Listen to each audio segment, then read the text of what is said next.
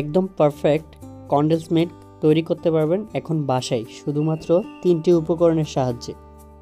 তাহলে চলুন রেসিপি শুরু করা যাক। প্রথমে একটি কড়াই বা একটি প্যান নিয়ে নিতে হবে এবং এর মধ্যে আমি 1/2 লিটার দুধ দিয়ে দিব।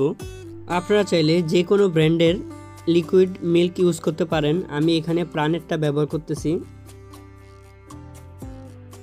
যখন খুব ভালোভাবে একটা বলক এসে যাবে তখন আমাদের এখানে চিনিটা অ্যাড করতে হবে। এখানে আমি 100 গ্রামের মতো চিনি নিয়েছি, আপনারা চাইলে একটু কম বা একটু বেশি নিতে পারেন। আমার কাছে 100 গ্রাম চিনিটাই পারফেক্ট মনে হয়। দুধ যখন অনেকটা ঘন হয়ে একদম কনডেন্স মিল্ক হয়ে যাবে তখন এই চিনিটার পরিমাণ অনেক বেড়ে যাবে, সেজন্য আমার কাছে 100 গ্রামই পারফেক্ট মনে হয়।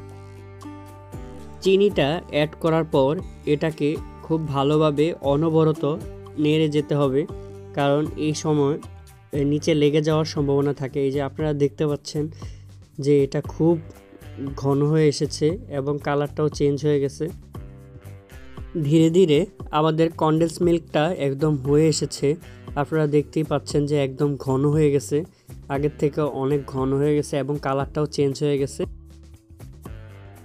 এখন সবচেয়ে গুরুত্বপূর্ণ যে বিষয়টা, যে উপকরণটা, সেটা হচ্ছে সোডা, বেকিং সোডা। আমাদের বাসায় যে সোডা থাকে সেই সোডাটা আমরা 1 টিস্পুনের 4 ভাগের 1 ভাগ, অর্থাৎ আরও সহজ করে বললে হচ্ছে 2 চিমটির মতো আমরা দিয়ে দিব।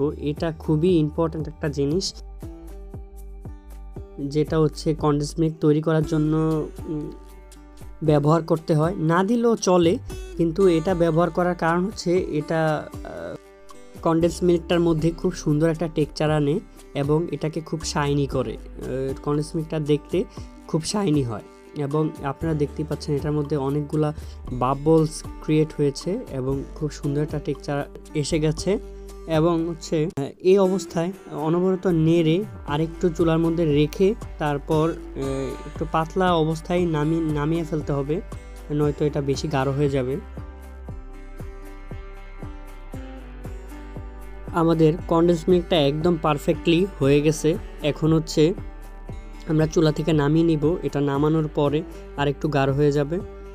বাসায় খুব সহজে আমাদের কনডেন্স মিল্কটা হয়ে গেছে। এখন আপনারাও এই রেসিপি ট্রাই করে একদম বাসায় দোকানের মতো বানিয়ে নিতে পারবেন কনডেন্স মিল্ক। আশা করি আপনাদের সবার এই রেসিপিটা খুব ভালো লাগবে এবং বাসায় অবশ্যই আপনারা ট্রাই করবেন এবং কমেন্ট করে জানাবেন কেমন হয়েছে। সবাই অনেক ভালো থাকবেন আর রেসিপিটা কেমন হয়েছে জানাতে ভুলবেন না। Like, comment, share and subscribe করে আমাদের চ্যানেলের সাথে থাকবেন। আসসালামু আলাইকুম।